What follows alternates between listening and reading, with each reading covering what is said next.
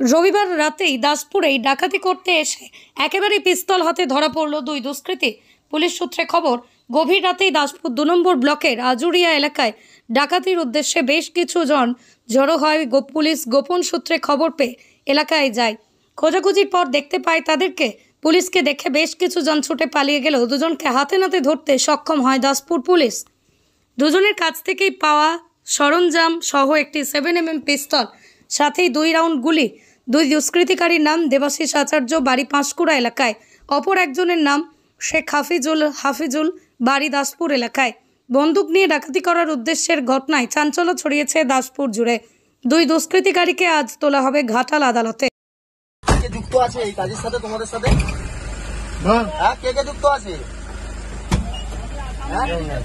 কেউ নেই। কার ঘরে ডাকাতি করতে গেলে? তোমাদের কাছে আর্মস উদ্ধার হয়েছে, বলো। আর্মস উদ্ধার হয়েছে তো কি বলবে? কত জায়গায় ডাকাতি করতে এরকম ভাবে আর্মস নিয়ে? আর্মসের কোনো কাগজ আছে? Illegal arms? হ্যাঁ,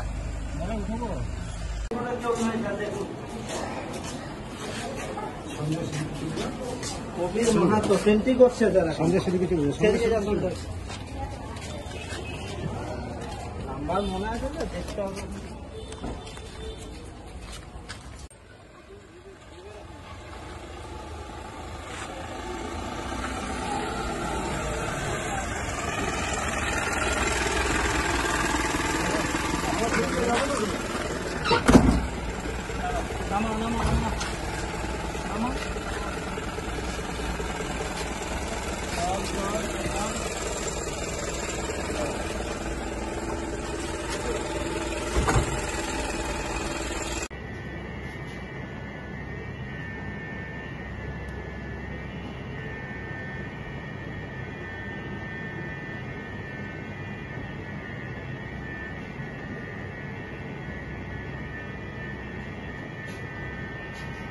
গ্রাম